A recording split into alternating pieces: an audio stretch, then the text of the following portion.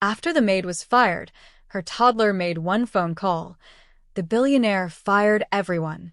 Maria Delgado had exactly $40 in her purse and a 4-year-old boy asleep in the back seat of a car that barely started in the cold.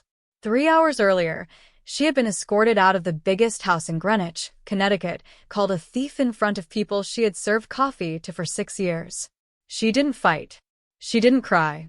She just picked up her son's stuffed rabbit from the mudroom floor and walked out the servants' entrance for the last time. What Maria didn't know was that her son had slipped something into his tiny jacket pocket that morning, a business card with a phone number nobody outside the family was ever supposed to dial. And in less than 24 hours, that one small piece of paper would bring down an entire household. Hey friends, welcome back to the channel. Before we dive in, I want to say thank you to everyone who keeps coming back for these stories. You have no idea how much it means. Quick question before we start. What city or country are you watching from tonight? Drop in the comments. I love seeing how far these stories travel. Now get comfortable, because today's story is one of the most emotional ones we've ever told. It's about a mother who lost everything in one afternoon, a little boy who didn't understand what fired meant, and one phone call that changed the lives of an entire family forever. Maria Delgado always followed the rules. So when she was accused of breaking the one rule she never broke, nobody believed her. Not even the man who once called her family. Have you ever been punished for something you didn't do?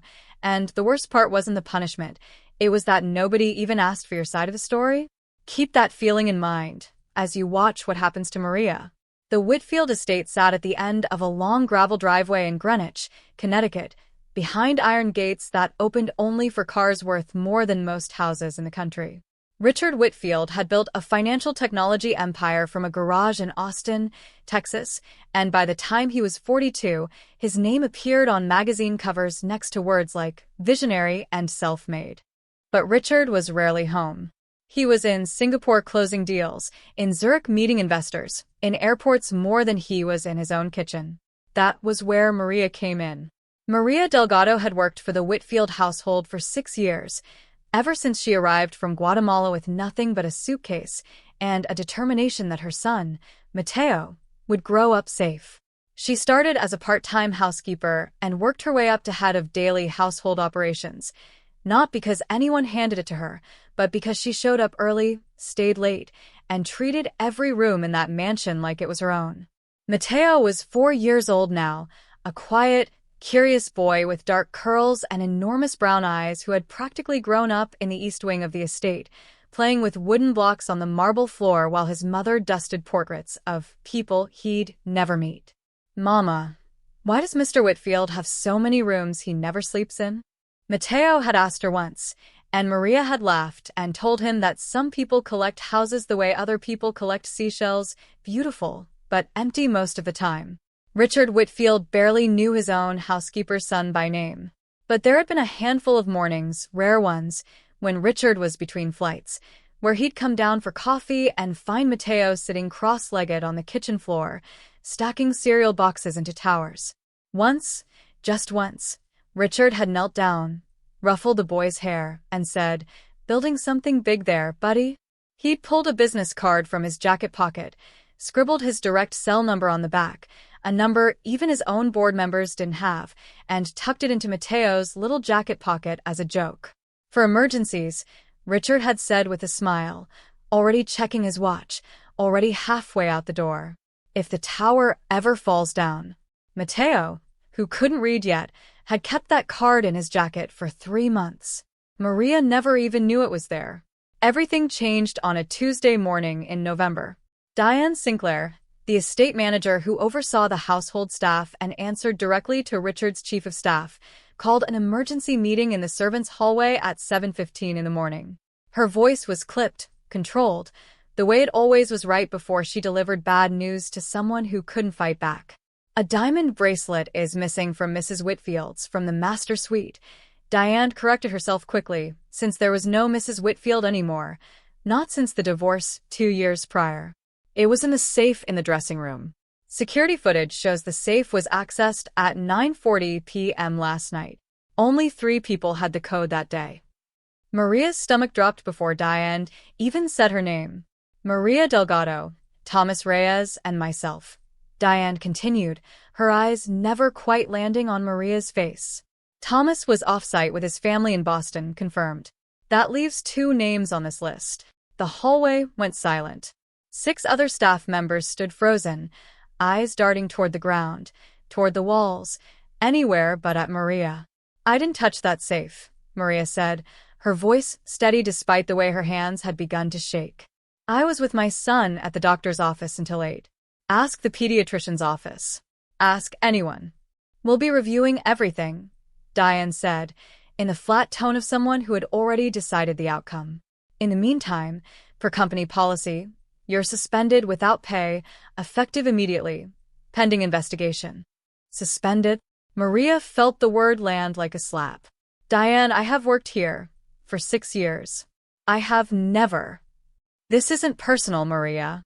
Diane's eyes finally met hers, and for a fraction of a second, something flickered there, something that looked almost like guilt, gone as quickly as it appeared. "It's protocol." By 9 that morning, Maria was standing in the mudroom with a cardboard box containing 6 years of her life, a spare cardigan, a photo of Mateo's first birthday taped inside her locker, a coffee mug with a chipped handle that nobody else wanted. Mateo stood beside her, confused, clutching his stuffed rabbit, wearing the same little navy jacket he always wore on days he came to work with his mother because daycare was closed. "Mama, are we going home early?" he asked. Maria knelt down, forcing a smile onto a face that felt like it might shatter. "Yes, baby. We're going home early." She didn't tell him she'd just lost her job. She didn't tell him that the accusation of theft would follow her to every future background check, every future interview. She didn't tell him that they had $1,100 in savings and rent was due in 9 days. She just took his small hand in hers and walked out through the same door she'd walked through every morning for 6 years, and this time, nobody said goodbye. That night, alone in a cramped apartment with a crying mother and a confused 4-year-old, something happened that would put the entire Whitfield household on notice. What would you do if you were 4 years old, and the only thing you understood was that your mother was crying and you desperately wanted to fix it? Mateo was about to make a decision no adult in that house would have dared to make. The apartment Maria and Mateo shared was a 1-bedroom on the 2nd floor of a converted duplex in Stamford, 15 minutes from the Whitfield estate, but a world away in every other sense. The radiator clanked. The hallway smelled like someone else's dinner. But it was theirs, and until that morning, it had been enough. Maria sat at the small kitchen table long after Mateo had gone to bed, staring at a calculator on her phone, running numbers that refused to add up no matter how many times she tried. Rent. Mateo's daycare deposit for the following month. The car payment. 6 years of good references meant nothing if the last line on her employment history read, "Terminated. Theft investigation." She put her face in her hands and, for the first time since walking out of that house, she let herself cry. Down the short hallway, Mateo wasn't asleep.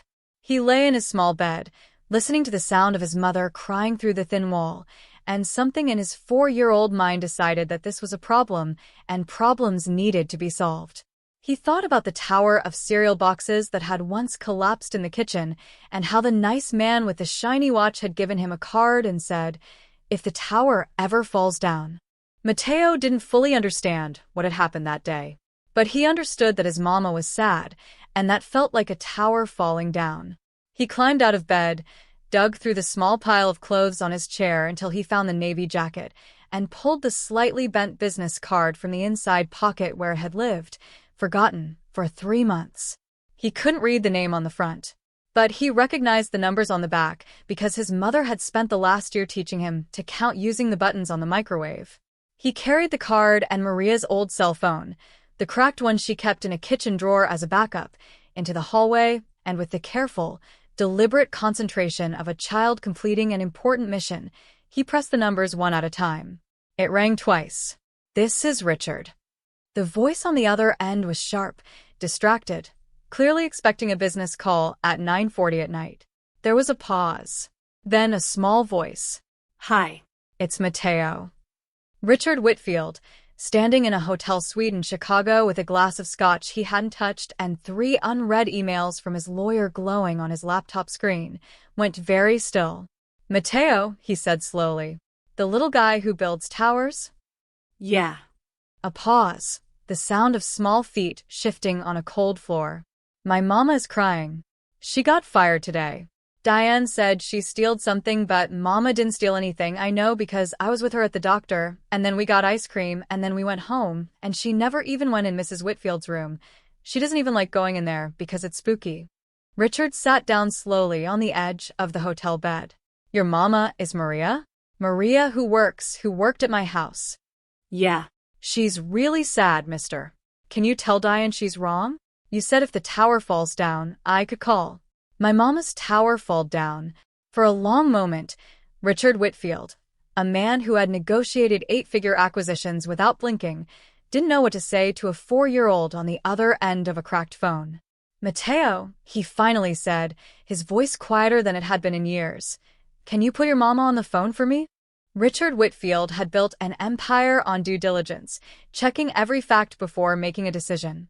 He was about to discover he'd never once applied that same standard to his own household. Have you ever trusted the wrong person simply because they were the one standing closest to you? That mistake was about to cost Richard Whitfield far more than a diamond bracelet. Maria nearly dropped the phone when Mateo appeared in the kitchen doorway holding it out to her, his small face serious in the way only a child trying to fix something can be. "Mama, it's the towel man." "The what?" "The man from the towers. "He wants to talk to you." Confused and exhausted, Maria took the phone, expecting a wrong number, a scam call, anything but what she actually heard. "Maria? This is Richard Whitfield." The room seemed to tilt. "Mr. Whitfield, I'm so sorry. I don't know how my son got this number. Maria, stop. I need you to tell me exactly what happened today. From the beginning. And I need the truth, not what you think I want to hear." She told him everything. The meeting in the hallway at 7:15, the accusation, the box of 6 years packed in 11 minutes, the walk out the servant's door. She told him about the pediatrician's appointment, the receipt still sitting in her purse with a timestamp of 6:52 p.m., an hour before the safe had allegedly been accessed. She told him, her voice cracking, that she had never once in 6 years taken so much as a spare pen from that house. Richard listened without interrupting, and something cold settled into his chest. Not at Maria, but at himself.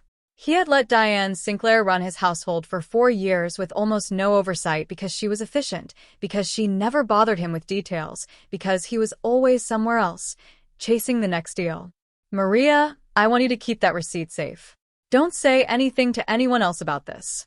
Can you be at my office downtown tomorrow, at 9 a.m.? I'll send a car." "Mr. Whitfield, I don't want trouble. I just want to understand what happened." "So do I," Richard said. "And I intend to find out." He hung up and immediately called his head of security, a former federal investigator named Gary Osei, who had handled quiet, sensitive matters for the Whitfield family for a decade. "I need full security footage from my Greenwich residence. Every camera, going back 72 hours, Richard said. "And I need the safe access logs pulled independently, not through the household system, through the manufacturer directly." "That'll take some digging, but I can have preliminary footage by morning," Gary said. "Can I ask what this is about?" "A woman who worked in my house for 6 years just got fired in 11 minutes based on an accusation nobody bothered to verify," Richard said. "I want to know who actually opened that safe." By 2 in the morning, Gary called back. His voice was careful, the way people speak when they know the news isn't going to be welcome. "Richard, the safe access logs from the manufacturer don't match the household records Diane submitted to your chief of staff. The safe was accessed at 9:40 p.m. That part's accurate. But the household system logged it under a generic staff code that was reset that same week. The manufacturer's independent log shows the access came from a fingerprint scan." "Whose fingerprint?" There was a pause. "Diane Sinclair's." Richard closed his eyes. "There's more," Gary continued. "I pulled financial records on staff members with safe access, standard procedure, when something like this comes up. Diane has been making minimum payments on nearly $90,000 in credit card debt for the last 8 months. Payments started slipping right around the time her ex-husband stopped sending support checks for their 2 kids. The picture was assembling itself with sickening clarity. Diane hadn't investigated a theft. Diane had committed one, and then built the fastest, most convenient story to cover herself, pointing at the 2 people who happened to have safe access that week, knowing full well that one of them, Thomas, had an airtight alibi in Boston which left exactly one name standing alone. Maria. She didn't just steal from me, Richard said quietly. She destroyed an innocent woman's life to protect herself. And I let her do it because I was too busy to check. The next morning, Richard Whitfield walked into his own estate for the first time in 6 weeks, not for a meeting, not for a deal, but to face the people who had let a mother and her son be thrown out over a lie. What do you do when you discover that the people you trusted most weren't protecting your house? They were protecting themselves at someone else's expense. Richard was about to find out exactly how deep it went. Maria arrived at Richard's downtown office at 9 sharp, Mateo's hand tucked in hers, because there had been nowhere else to leave him. She half expected security to turn her away. Instead, an assistant led her straight into a glass-walled conference room where Richard Whitfield stood waiting, still in the same rumpled shirt from his overnight flight back from Chicago. Mrs. Delgado, thank you for coming. He knelt down slightly to Mateo's level. And thank you, Mateo. Your tower call might be the most important phone call anyone's made in my company this year. Mateo just stared at him solemnly and said, Did you fix Mama's tower? I'm working on it, buddy. I promise. Richard laid out everything he'd learned overnight. The fingerprint logs, the falsified household report, Diane's financial troubles. Maria sat frozen, her hand pressed to her mouth, as 6 years of quiet dignity finally cracked into something closer to disbelief. She looked me in the eye, Maria whispered. She let everyone in that hallway think I was a thief. I know, Richard said. And I'm not going to pretend an apology fixes that. But I am going to fix what I can. At 11 that morning, Richard walked through the front doors of his own Greenwich estate for the first time in 6 weeks, Garriose beside him with a folder of evidence, and called an all-staff meeting in the same hallway where Maria had been fired the day before. Diane Sinclair arrived expecting to brief him on quarterly household budgets. Instead, she found her employer standing with his arms crossed and an expression she had never once seen on his face. Diane, walk me through what happened with the bracelet yesterday. She recited the same clipped story she'd told the staff. The safe, the 3 access codes, the process of elimination. That's interesting, Richard said, because the safe manufacturer's independent log, the one that can't be edited by anyone inside this house, shows a fingerprint access at 9:40 p.m. Not a code. A fingerprint. Would you like to guess whose fingerprint it was? The color drained from Diane's face. I can explain. You accused an innocent woman of theft to protect yourself, Richard said, his voice low and controlled in a way that was somehow worse than shouting. You let her walk out of this house in front of her son with a box and a reputation you knew was a lie. Do you understand what you did to her? Diane's composure cracked. Richard, I have 2 kids. I was drowning. I made a mistake, one mistake, and I panicked. Maria worked for this family for 6 years without a single complaint, and the moment something went wrong, you sacrificed her in 11 minutes, without a second thought. That's not panic. That's calculation. He turned to the rest of the staff gathered in the hallway, the same faces that had stood silently the day before while Maria was walked out. I also want to know why 6 people stood in this hallway yesterday and watched an innocent woman get fired without a single person speaking up for her, without a single person calling me. Nobody answered. A young staff member named Priya finally broke the silence, her voice shaking. Diane told us if anyone questioned the investigation, we'd be seen as obstructing it. We were scared for our own jobs, Mr. Whitfield. I'm sorry. We should have said something. Richard looked around the hallway slowly, at the fear that had apparently governed his own house for years while he was somewhere else entirely, closing deals, building an empire, trusting a system he'd never once bothered to check. Diane, you're terminated, effective immediately, and I'll be speaking with legal about what else this involves. Anyone who actively helped falsify records will be terminated as well. Anyone who stayed silent out of fear. I understand it, but this house is going to run differently from today forward. By that afternoon, 3 more names had been added to the list: a household accountant who had helped Diane quietly reroute expense reports to cover the gaps in her spending, and 2 staff members who had known about the fingerprint scan and said nothing when questioned. In total, Richard fired 5 people that day, appending a household structure that had gone unchecked for years. Justice had been served. But Richard Whitfield knew that firing 5 people would never be enough to undo what one 4-year-old boy had to fix with a single phone call. What does it actually take to make things right after someone's life has been torn apart by a lie?